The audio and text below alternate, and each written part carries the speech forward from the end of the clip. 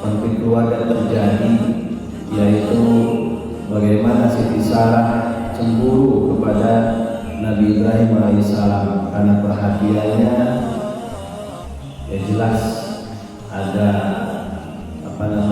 perhatian lebih kepada Hajar yang sudah memiliki anaknya itu Ismail, sehingga secara terjadi konflik, sehingga seolah-olah Hajar itu terusir lah, kira-kira begitu.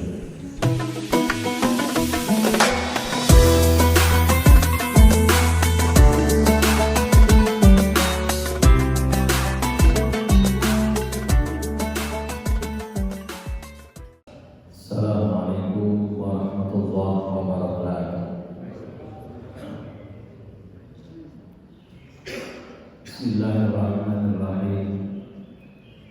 Alhamdulillahirabbil alamin. Wassalatu wassalamu ala sayyidina Muhammadin mursalin wa ala alihi wa ashabihi ajma'in, amma ba'd. Hadirin wal hadirat, Bapak Ibu yang Allah muliakan. Alhamdulillah, di pagi hari ini Sabtu 4 Safar 1448 Hijriah,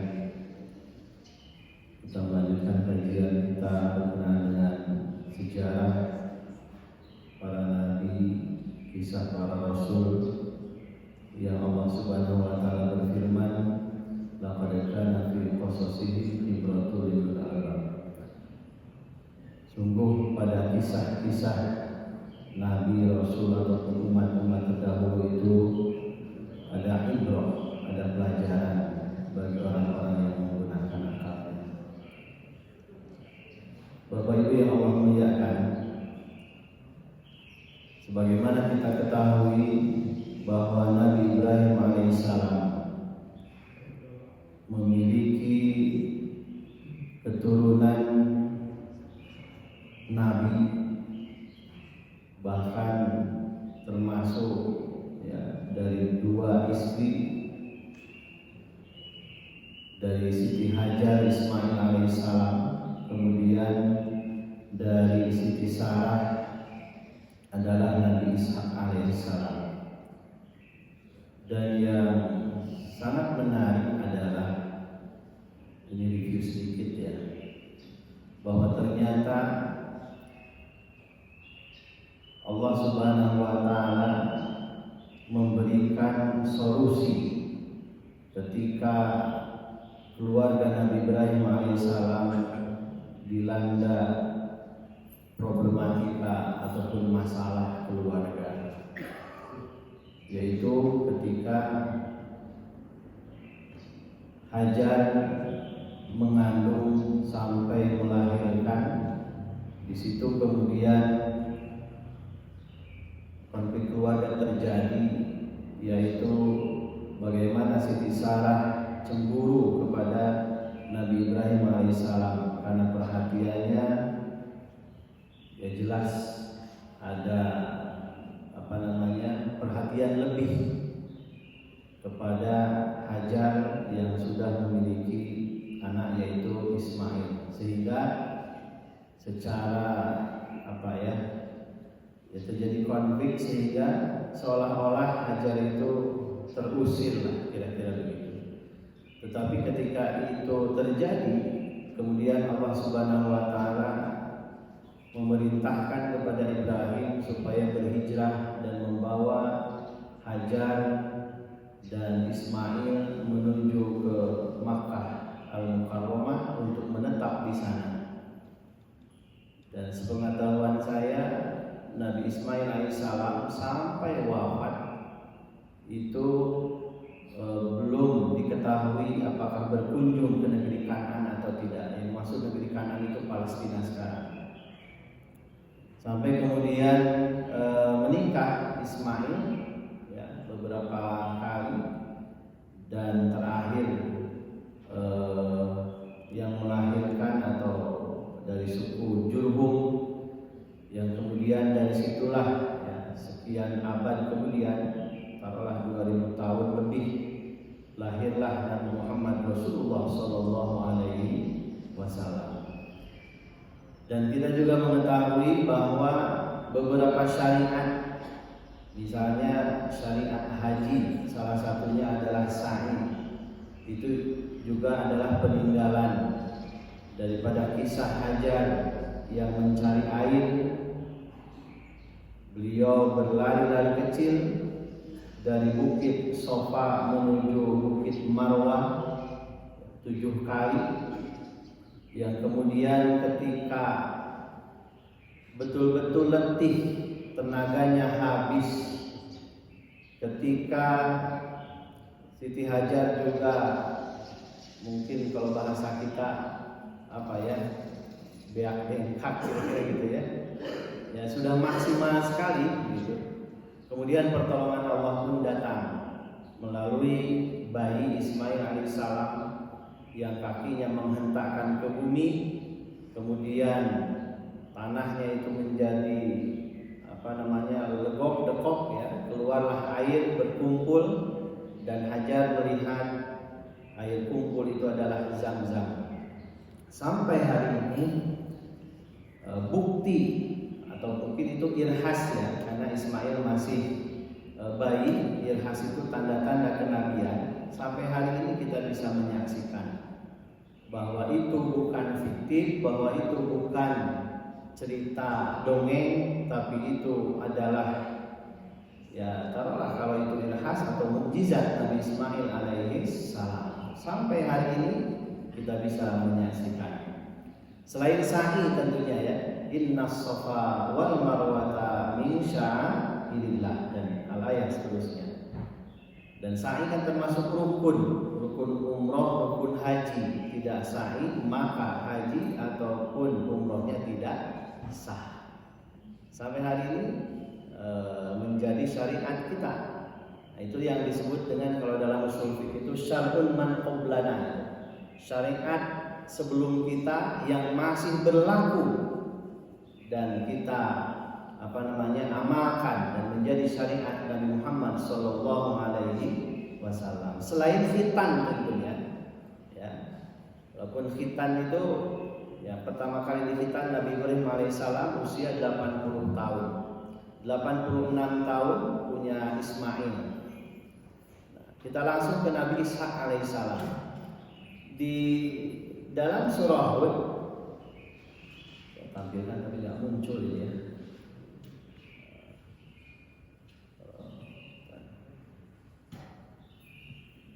Harus satu-satu.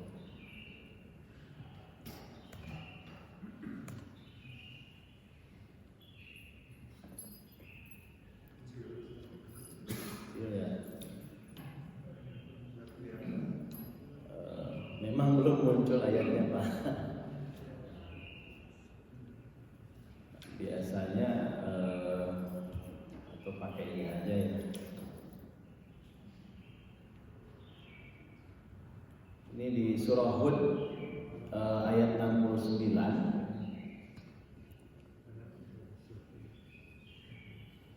Coba saya ini dulu Pak. Mudah-mudahan bisa kalau pakai ini kadang-kadang. Nah ini nih.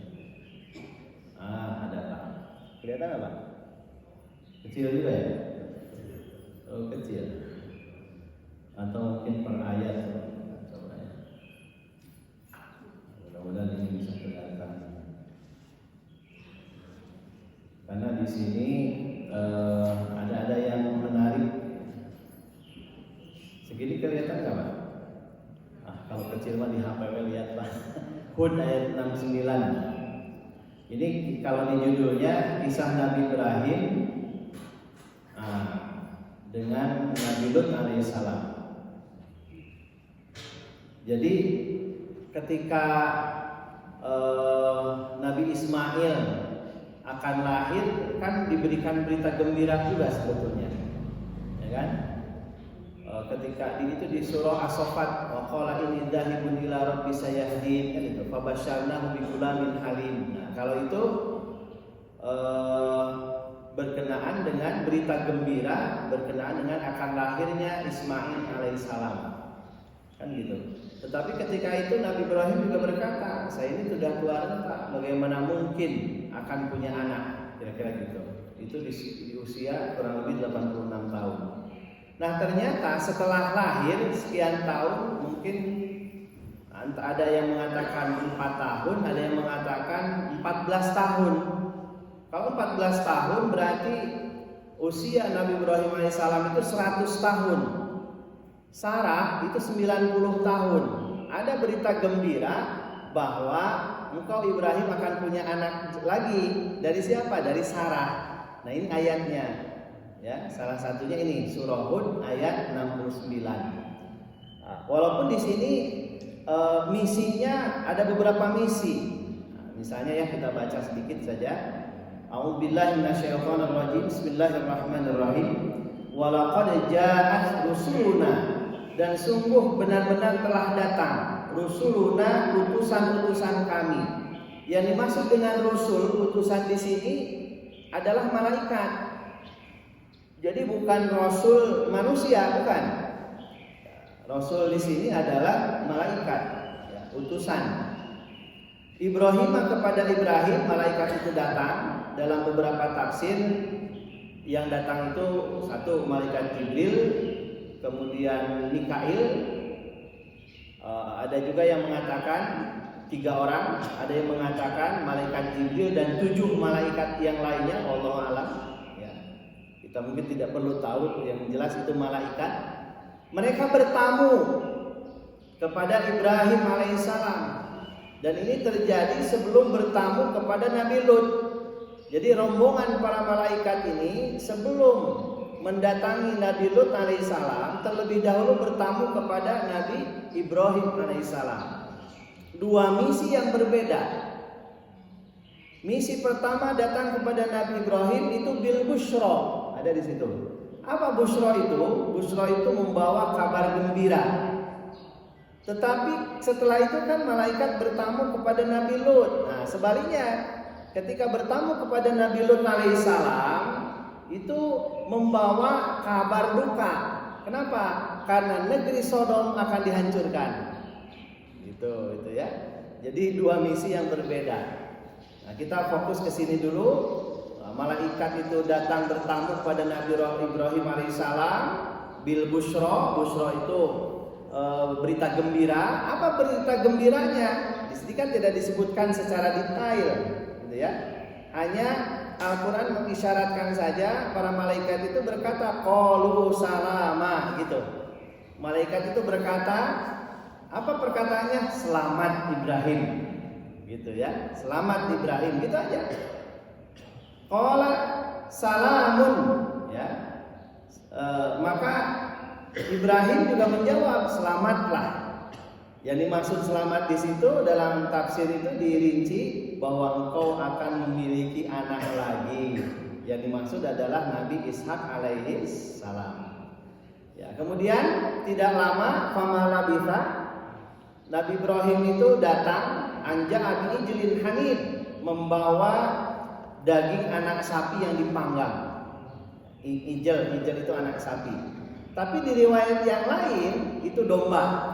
Jadi tidak hanya ijel, ada juga domba, gitu kan? Dipanggang dombanya di di atas batu. Bapak Ibu pernah lihat nggak seekor domba itu dipanggang? Apa ya namanya Pak? Kalau itu kambing guling gitu Pak?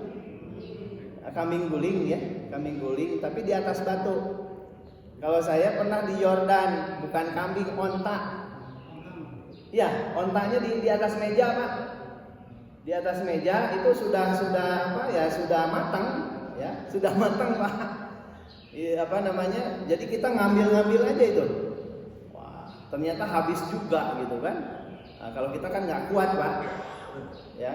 Dengan nasi kebuli itu Pak ya, dengan nasi kebuli. Jadi ada tradisi bahwa kalau ada tamu, kemudian tamu itu diistimewakan, dimuliakan.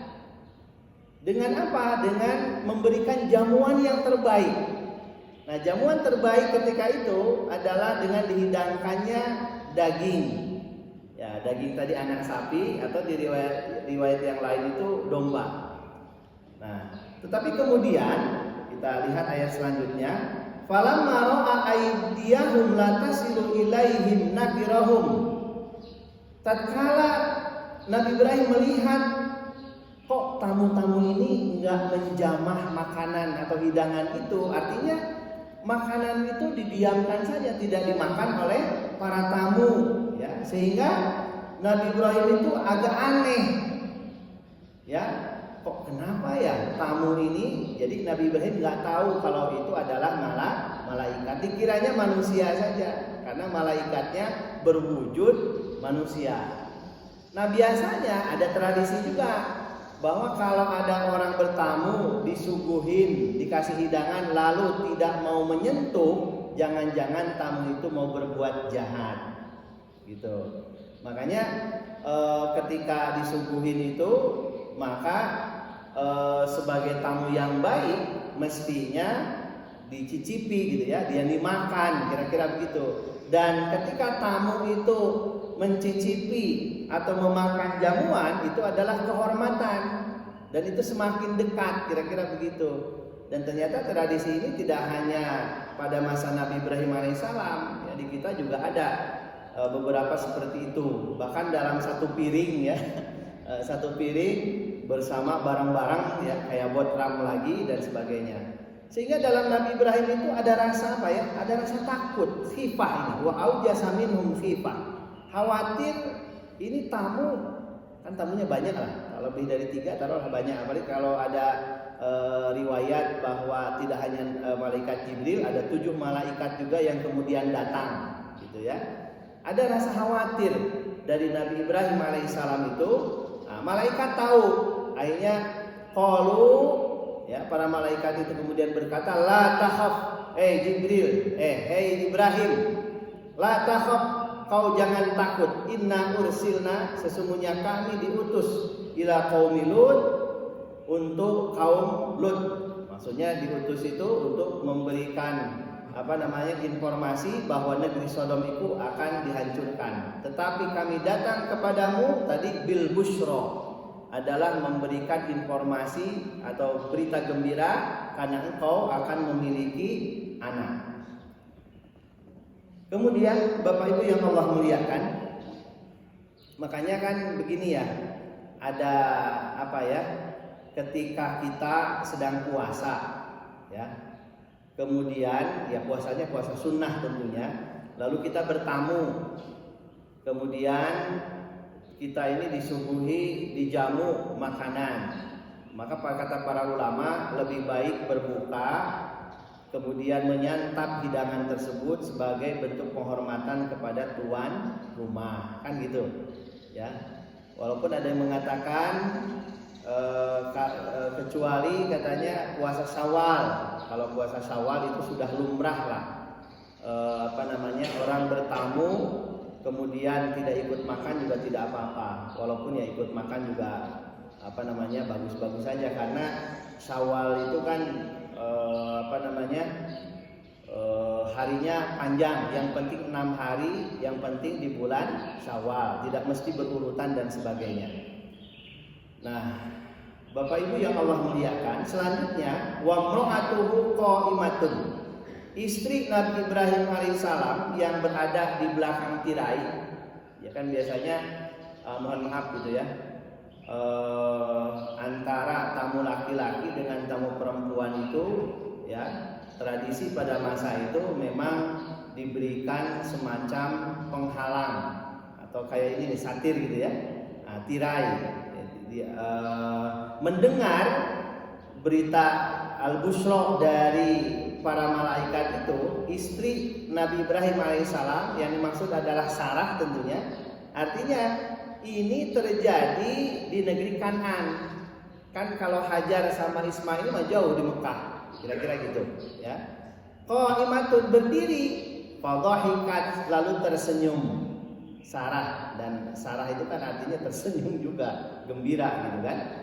Fabasyarnaha, maka kami sampaikan kepadanya, kepada istri Nabi Ibrahim, Sarah, dengan berita gembira di Ishaq. Bahkan berita gembiranya itu tidak hanya satu. Engkau akan punya anak, nanti namanya Ishak, dan Ishak itu akan menjadi nabi. Wa min wara'i Ishaq Yaqub, bahkan engkau akan punya cucu. Dari Ishak namanya Yakub. Yakub pun akan menjadi seorang nabi. Jadi itu kan lama ya sebetulnya. Ishak saja belum lahir, tapi Yakub saja sudah diinformasikan. Nah, lalu kenapa Siti Sarah ini tersenyum? Nah, ini ayat berikutnya menjelaskan. Qalat, ini yang berkata Sarah ya. Sarah berkata, ya wailata a'alidu wa ana ajuzu, gitu ya. Kata Sarah, bagaimana mungkin ya? Dan ini sangat mengherankan, bagaimana mungkin saya melahirkan anak padahal wa ana ajuzun, padahal saya ini adalah perempuan tua renta. Ya, umur 90 tahun, dan pada masa itu kalau sudah 50 tahun itu nggak mungkin punya anak. Kenapa? Karena sudah menopause kan gitu ya. Atau sanatul yaksi kalau dalam bahasa fikih itu. Nah, sehingga Siti Sarah itu mengatakan, rasanya nggak mungkin, masa sih sudah tua begini akan punya anak. Makanya tersenyum. Tersenyum itu seolah-olah nggak yakin, kira-kira gitu ya. Ini bercanda kayaknya. Ya. Bahkan Siti Sarah mengatakan, wahada ba'li, ini suami saya saja udah tua. Ya. Umurnya 100 tahun, beda 10 tahun, mana mungkin punya anak. Ya, sementara sayanya sudah 90 tahun yang mau melahirkan, suami saya juga sudah tua, syaikhoh ini 100 tahun. Inna hadza la syai'un ajib, ini benar-benar sungguh aneh. Nah, kira-kira begitu. Tapi kemudian ini jawaban malaikat ya. Qalu, malaikat berkata lagi, ata'jabina min amrillah, apakah engkau merasa heran dengan ketetapan Allah? Ya, bagaimana mungkin engkau merasa heran kalau Allah sudah memutuskan, kalau Allah sudah intervensi, apapun yang engkau pikirkan tidak mungkin, kalau kata Allah mungkin, kun fayakun. Kalau itu terjadi, terjadilah. Rahmatullahi wa barakatuhu alaikum ahlal bait. Rahmat dan keberkahan Allah dicurahkan kepadamu, wahai ahlul bait. Yang dimaksud ahlul bait di sini ya Nabi Ibrahim, kemudian Siti Sarah. Innahu hamidum majid, sesungguhnya Allah maha terpuji lagi maha pemurah. Bapak Ibu yang Allah muliakan, dari ayat ini kita bisa mengambil hikmah. Apa hikmahnya? Bahwa sesuatu di dalam kehidupan ini tidak bisa hanya diukur oleh akal logika kita yang sangat-sangat terbatas. Ketika kita memiliki cita-cita, yang cita-cita itu rasanya tidak mungkin dengan hitungan akal kita, tapi ketika Allah kemudian memberikan izin, itu terjadi saja, kan gitu. Maka karena ada hal-hal yang kemudian kalau Allah intervensi itu akan terjadi, maka ketika kita berdoa, kita kan berdoa memohon kepada Allah, kan gitu ya. Jangan batasi doa kita. Kadang-kadang kan ada orang bicara begini, Pak. Ari ngadoa teh kudu nyaho kana diri sorangan we gitu kan. Hayang ngadoa haji tapi imah ge maneh macan boga gitu kan. Ulah wakang ngadoa haji ari imah can boga mah kadang-kadang seperti itu, Pak. Nah, ini keliru sebetulnya. Kenapa? Doa kita jangan dibatasi. Kenapa? Kan kita minta kepada Allah, Allah yang kekuasaannya tidak terbatas. Ketika kita berdoa itu dibatasi, seolah-olah kita membatasi. Kan gitu. Kalau mau berdoa silahkan saja. Ya Allah, saya ingin ke Mekah tiap tahun gitu kan. Ya Allah, saya ingin memiliki turunan yang saleh. Rabbi habli minas sholihin. Ya Allah, saya ingin keliling dunia. Ya, pokoknya berdoa silahkan saja. Kenapa? Karena kita berdoa memohon kepada Allah Subhanahu wa taala yang kekuasaannya tidak terbatas. Kita minta apa saja silahkan. Jadi jangan dibatasi doa kita itu. Dan saya pernah juga gitu ya. Dulu 2010 ketika istri minta haji ya, mungkin ketika itu berpikirnya masih belum bagus. Istri minta haji, rumah belum punya. Saya bilang belum wajib lah, wajibnya rumah dulu gitu kan. Akhirnya karena kita punya keinginan, berarti kerja keras, kerja pun harus ditambah Pak, harus ekstra. Apa? Selain ngajar saya dagang Pak, dagang kaligrafi di Lotemat Pak. Dulu bukan Lotemat, apa dulu ya? Dulu itu sebelum jadi Lotemat apa gitu. Makro mas sekarang Pak ya? Pokoknya dulu lah. Saya jualan kaligrafi di situ, tapi salah ngadoa. Kenapa salah berdoa? Di dalam doa itu, ya Allah, saya jualan untuk haji saja. Hanya untuk haji saja Pak.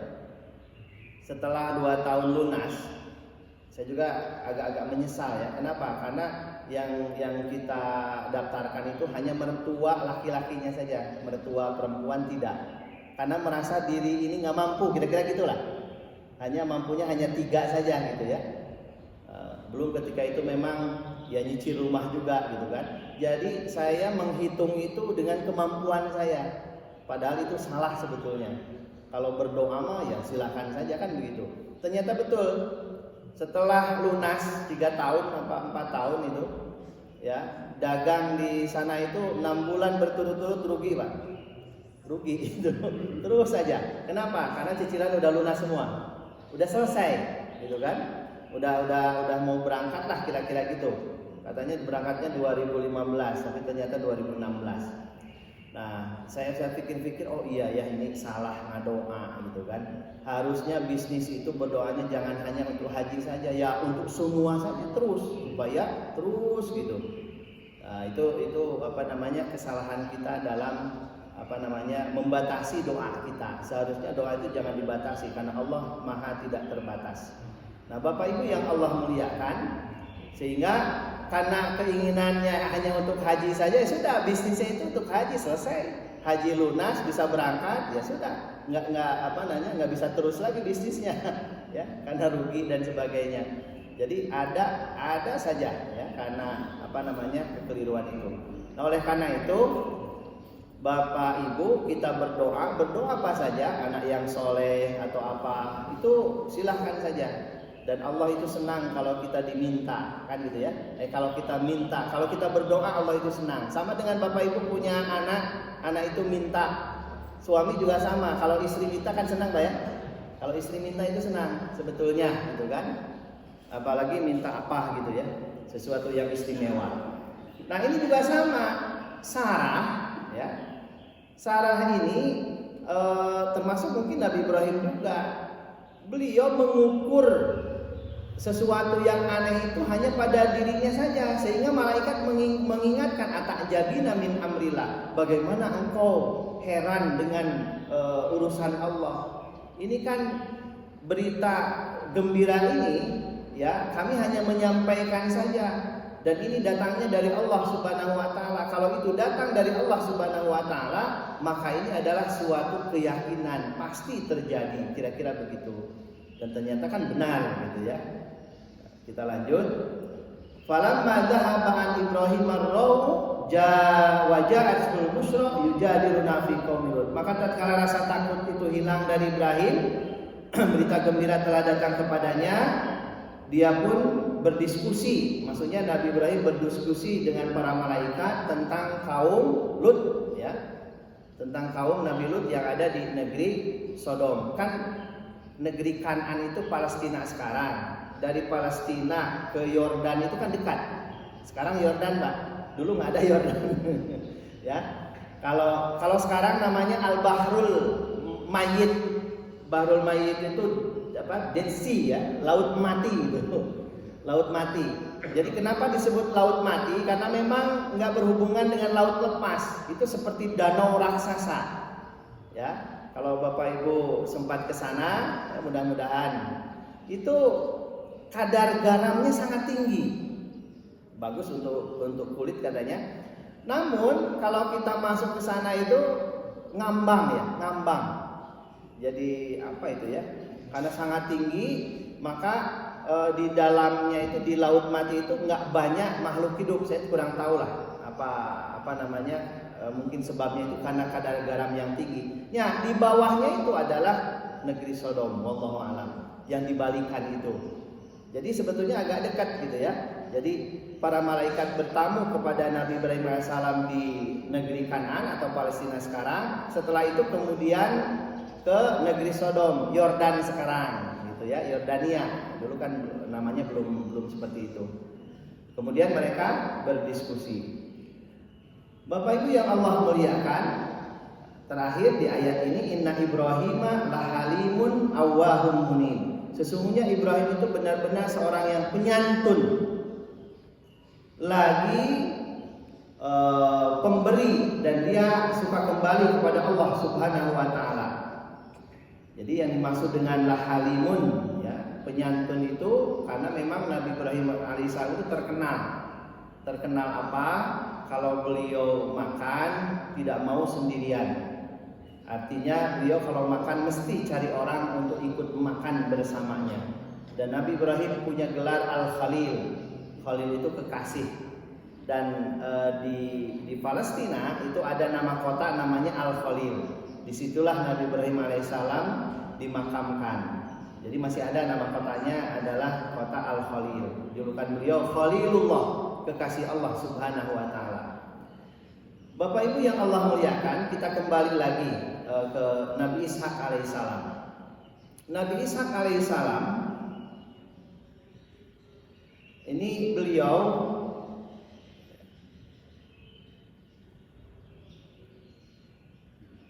Ishak ini bahasa Ibrani ya. Ada Ishak, Yizhak, ada antara 1761 sampai 1638 sebelum Masehi. Kira-kira umur beliau itu 180 tahun. Ishak ini putra kedua dari Nabi Ibrahim alaihissalam setelah Ismail ya. Ismail kan ibunya Hajar, sementara Ishak ini ibunya adalah Sarah. Ishak diutus untuk masyarakat Kanaan, Palestina sekarang. Kisah Nabi Ishak ini tidak terlalu banyak di dalam Al-Quran. Kira-kira disebutkan 15 kali ya, berkenaan dengan keutamaan kenabian Ishak disebutkan 9 kali, kenabiannya 10 kali dan keutamaannya 9 kali. Dikatakan bahwa beliau memiliki 2 anak dan meninggal di Al-Khalil, ini kota ya. Kemudian arti daripada Ishak ini adalah tersenyum atau tertawa, ya persis dengan ibunya Sarah. Sarah itu kan gembira tersenyum. Kalau dilihat dari ayat yang tadi itu, wa mra'atuhu qa'imatun fadhahikat, gitu ya. Ketika mendengar bahwa Sarah memiliki anak dengan usia 90 tahun, beliau tersenyum, dan memang yang menamai anaknya Ishak itu langsung dari Allah Subhanahu wa taala. Kemudian juga Ishak ini menikah dengan Rifqah binti Batnail bin Nahur. Dari pernikahan itu beliau memiliki 2 anak, yaitu Yakub dan Al-Aish. Nah, mungkin atau Aisyuh ya. Nah, Bapak Ibu yang Allah muliakan, ada yang sangat menarik ini. Apa menariknya? Problematika keluarga yang terjadi pada masa Nabi Ibrahim alaihissalam antara Sarah dengan Hajar. Ini kan 2 istri, Pak, ya kan? Awalnya kan sebetulnya gini. Nabi Ibrahim kan disuruh nikah oleh Sarah. Nabi Ibrahim nggak mau, kan gitu. Tapi dipaksa. Wah, ini Pak, istri siapa yang maksa suaminya suruh nikah gitu. Ya. Akhirnya kata Nabi Ibrahim, boleh. Tapi istrinya engkau yang pilihkan. Lalu dipilihkan siapa? Ya Hajar. Hajar itu siapa? Hajar itu hadiah dari Raja Mesir untuk Ibrahim untuk membantu rumah tangga, gitu kan? Melayani, gitu ya, untuk melayani. Maka mungkin karena Sarah tahu karakter Hajar, akhirnya ya sudah, kau menikah saja dengan Hajar, gitu kan? Akhirnya menikah. Awalnya kan tidak ada cemburu atau apa. Cemburu itu datang ketika ngandeg, ketika hamil, ketika lahir, karena perhatian Nabi Ibrahim lebih. Nah, ini perhatian lebih ini kemudian menjadi masalah. Ya, menjadi masalah. Sarah minta supaya dipisah. ya dipisah rumahnya, tempatnya, yang kemudian ya Allah intervensi supaya Nabi Ibrahim itu membawa Hajar dan Ismail ke Mekah. Ada misi-misi yang lain, dijauhkan lah kira-kira begitu. Kan ada hikmahnya. Kalau di keluarga kita ada ribut-ribut begitu berarti kudu dijauhkan kan kira-kira gitu. Tapi bukan berarti dijauhkan itu punya masalah, didamaikan dulu kan gitu ya. Baru kemudian dikasih misi agak jauh. Ada istilah lamun jauh mah sengit, lamun deket mah bau ya. Walaupun tentu istilah itu bagusnya ditepis juga gitu kan. Tapi memang sejarahnya ada. Dan ternyata kasus ini berulang nanti.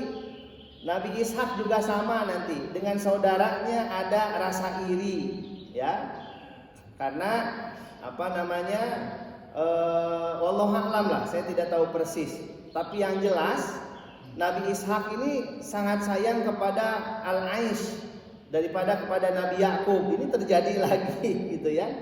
Dan Nabi Yakub juga sama, lebih sayang kepada Nabi Yusuf dan Benyamin daripada kepada Yahuda dan saudara-saudaranya dari kakaknya ibunya Yusuf, yaitu Rahel. Itu kan adik kakak dinikahi Pak. Yang dinikahi pertama itu kakaknya, saya lupa namanya siapa itu. Yang jelas ibunya Yusuf itu namanya Rahel. Cinta pertama Yakub itu kepada Rahel. Tetapi dalam tradisi ya itu harus menikahi dulu kakaknya. Setelah kakaknya dinikahi baru kemudian ke adiknya. Itu waktu itu masih diperbolehkan adik kakak dinikahi sekaligus. Maka dari kakaknya Rahel itu punya anak 12, yaitu salah satunya Yahuda. Yahuda jadi Yahudi nantinya. Gitu.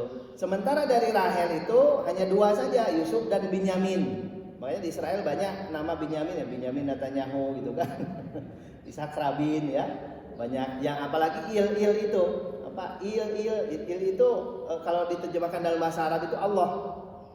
Israel itu Abdullah gitu kan.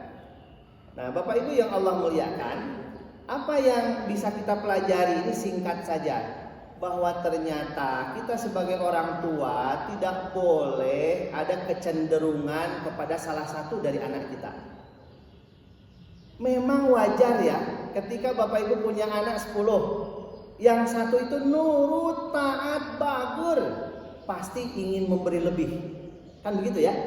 Ada anak yang baong, hese diatur, apalagi itu ya. Akhirnya kita, wah siapa mau dibere kan gitu. Padahal sama-sama anak.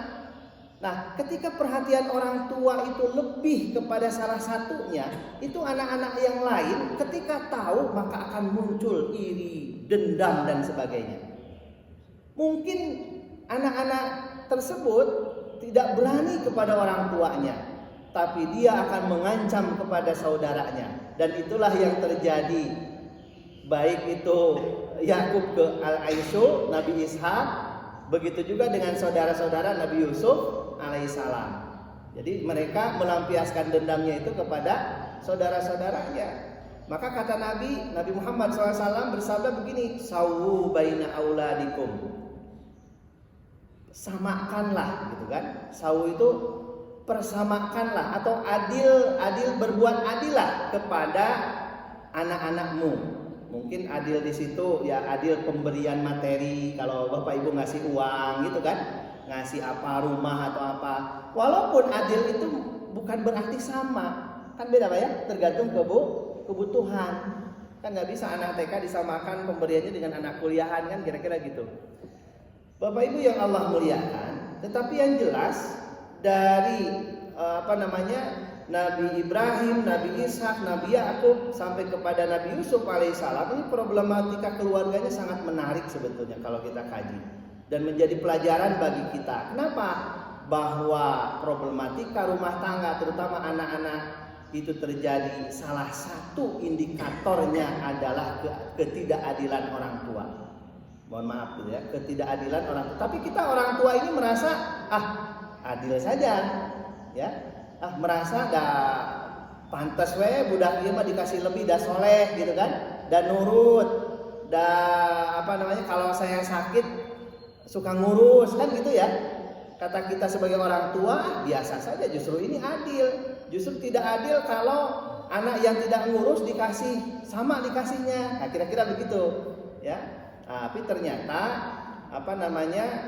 dalam hal materi ini tentu ya bagusnya sama, terutama masalah hibah gitu kan. Kadang-kadang diungkit dan sebagainya. Dan mohon maaf ketika ketidakadilan itu sangat nampak, maka kadang-kadang ya terjadilah sesuatu yang tidak diinginkan ya, dari mulai penindasan sampai terjadi pembunuhan mungkin saja. Kan Nabi Yusuf juga tadinya mau dibunuh kan gitu, tapi kemudian diusulkan supaya dimasukkan saja ke sumur dan sebagainya. Dan itu di keluarga juga tidak sedikit yang terjadi seperti itu. Kita lihat nanti kisah Nabi Musa juga sama kan, demi supaya cepat dapat warisan dia tega membunuh orang tuanya kan gitu ya. Oleh karena itu ya, turunan yang soleh ini kan luar biasa. Robbi habli minas solihin, itu doa Nabi Ibrahim alaihissalam. Jadi kesalehan anak-anak kita ini dambaan kita semua, karena mereka adalah aset ya. Aset yang tidak hanya ketika kita hidup, tetapi ketika kita telah wafat pun mereka akan perhatian kepada kita. Apa perhatiannya? Paling tidak dalam bentuk doa, Robbi firli waliwalidayya warhamhuma kama rabbayani shaghira, dan seterusnya. Bapak Ibu yang Allah muliakan, oleh karena itu mari kita tata kembali ya keluarga kita. Qu anfusakum wa ahlikum naro. Jagalah, peliharalah diri kita dan keluarga kita dari api neraka, kan gitu. Utamanya sholat ya. Kita sebagai orang tua sangat tenang kalau anak-anak kita sudah mandiri dalam beribadah. Jadi tidak hanya mandiri dalam belajar atau bekerja, tapi mandiri dalam beribadah. Itu tenang rasanya. Dan itulah yang diwasiatkan oleh Nabi Ibrahim alaihissalam kepada putra-putranya. Ketika beliau mengatakan ajal sudah dekat, beliau berkata, "Madza ta'buduna min ba'di?" Wahai anak-anakku, apa yang akan kalian sembah kalau abah sudah tidak ada, kan gitu. Siapa yang akan membangunkan? Kalau sholat harus dibangunkan terus setelah kita tidak ada, siapa yang akan membangunkan? Kan begitu. Nah, oleh karena itu mari kita perkuat akidah anak-anak kita supaya mereka itu punya rasa takut kepada Allah Subhanahu wa taala. Semakin kita beribadah banyak, seharusnya kita semakin takut kepada Allah Subhanahu wa taala. Takut dalam arti ya takwa itu kan jangan mendolimi orang lain dan sebagainya. Bapak Ibu yang Allah muliakan, mungkin itu saja yang bisa saya sampaikan. Mudah-mudahan walaupun sedikit memberikan motivasi kepada kita supaya keluarga kita ini sakinah, mawaddah, warahmah. Kan baiti jannati, rumahku surgaku. Jadi rumah kita akan cerah, isinya akan ibadah, itu tergantung penghuninya, kan gitu. Maka di dalamnya jangan ada noda-noda bahasa-bahasa yang tidak baik. Suami istri harus saling memaafkan, kan gitu. Harus siapa yang duluan minta maaf, itulah yang terbaik. Anak juga sama, kepada orang tua harus ada komunikasi, harus ada perbincangan masalah cita-cita, bukan hanya cita-cita di dunia ya, cita-cita di akhirat. Nah, kalau kau ingin punya surga Ar-Rayyan, jadilah kau ahli puasa, kan begitu. Nah, kalau kau ingin punya surga Firdaus, jaga salatmu dan sebagainya. Demikian Bapak Ibu yang Allah muliakan, benar hakikatnya dari Allah Subhanahu wa taala, salah dan khilafan saya. Billahi taufiq wal hidayah. Wassalamualaikum warahmatullahi wabarakatuh.